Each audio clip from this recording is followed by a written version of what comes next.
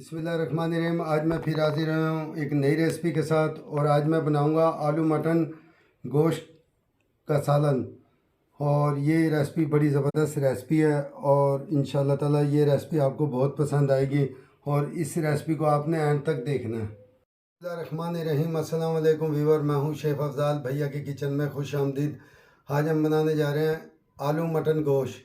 ये ज़बरदस्त रेसिपी है और आपने इस रेसिपी को एंड तक देखना है। इंशाल्लाह ताला आपको बहुत कुछ सीखने को मिलेगा। चैनल पे नए हैं उनसे मेरी गुजारिश है, मेरे चैनल को सब्सक्राइब कर देना, बेल आइकन को भी दबा देना, कमेंट में भी अपनी राय देना ताकि कोई भी नई आने वाली मेरी रेसिपी आपको पहले से पहले देखने को मिले। और आपके ताउन से इंशाल्लाह ताला मेरा चैनल आगे से आगे बढ़ रहा है और आपके ताउन का ही शुक्रिया। मेरे पास 400 ग्राम आलू हैं। इनको मैंने छील के वॉश करके पानी में रख दिया था ताकि इसका कलर चेंज ना हो। और ये मेरे पास 500 ग्राम मटन का गोश्त है। आधी चम्मच हल्दी पाउडर है, आधी चम्मच मेरे पास धनिया पाउडर है, हस्ब ज़ायक़ा नमक है और आधी चम्मच मेरे पास लाल मिर्चों का पाउडर है और 1 चम्मच मेरे पास ज़ीरे का पाउडर है। मेरे पास तेज़ पत्ते हैं 2 अदद और 2 अदद बादियान के फूल हैं, 2 अदद मेरे पास दालचीनी के टुकड़े हैं और 5 से 6 लौंगे हैं और 10 से 15 मेरे पास काली मिर्च हैं और 2 अदद मेरे पास मोटी इलायची है। 200 ग्राम ऑयल है और 5 से 7 मेरे पास हरी मिर्चें हैं, इन्हें मैंने कूट लिया था। और 30 ग्राम मेरे पास अदरक है और 40 ग्राम मेरे पास लहसुन है, इनको भी मैंने कूट लिया था। और ये मेरे पास 200 ग्राम टमाटर हैं, इनको मैंने चॉप कर लिया था। और ये मेरे पास 150 ग्राम प्याज है, इसको भी मैंने काट लिया था। और ये मेरे पास 50 ग्राम प्याज थी, इसको मैंने ब्राउन कर लिया था, फ्राई कर लिया था। फ्लेम ऑन कर दिया और मैंने इस पर कढ़ाई रख दिया और ये 400 ग्राम में इसके अंदर पानी डाल रहा हूँ। और ये गोश्त आ गया इसमें और ये प्याज आ गई और ये टमाटर आ गए, इसमें अदरक लहसुन का पेस्ट आ गया और ये हरी मिर्चें आ गई, ये धनिया पाउडर, नमक, हल्दी पाउडर और लाल मिर्चों का पाउडर है ये।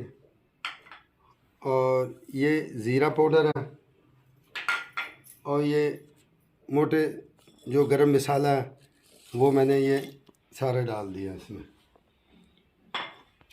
साबुत गरम मसाला भी डाल दिया इसमें इकट्ठा सारा। और अब मैं इसको ये मिक्स करके ना और तकरीबन 25 मिनट के लिए मैं इसे रख दूंगा ढक के।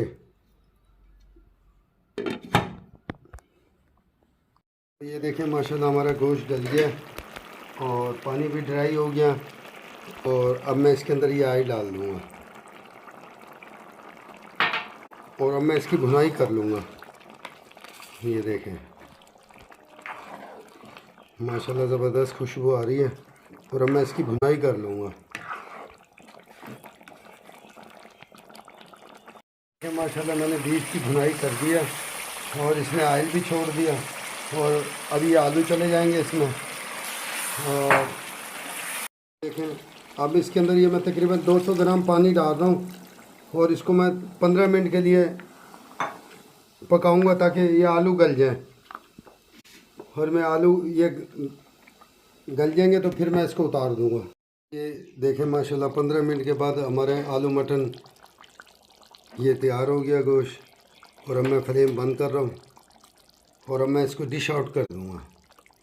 और ये आलू गल गया है, देख लें। ये देखें माशाल्लाह मैं इसे डिश आउट कर रहा हूँ और आपको बहुत पसंद आएगा इंशाल्लाह ताला।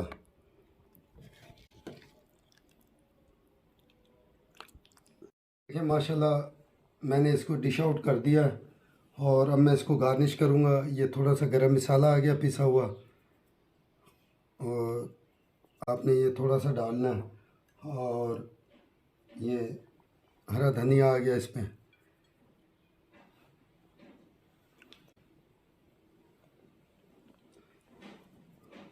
और ये जो मैंने प्याज को फ्राई किया था ये इसके ऊपर आ गया। और आपने प्याज लाजमी फ्राई करके, इससे बड़ा ज़बरदस्त फ्लेवर आ जाता। तो इंशाल्लाह ताला ये आपको बहुत पसंद आएगा। तो मेरे चैनल को सब्सक्राइब भी कर दिया करें, बेल आइकन को भी दबा दिया करें, कमेंट में भी मुझे अपनी राय दिया करें। इसलिए दुआ क्या करें, आलू मटन गोश्त का ये सालन आपको बहुत पसंद आएगा और मेहमान भी बड़े शौक़ से इसको पसंद करेंगे। इसके साथ तंदूर की रोटियाँ हों तो इंशाल्लाह ताला आपको बहुत पसंद आएगा। और मेरे चैनल को सब्सक्राइब कर दिया करें, बेल आइकन को भी दबा दिया करें, कमेंट में भी मुझे अपनी राय दिया करें। अस्सलाम वालेकुम व रहमतुल्लाहि व बरकातुहू।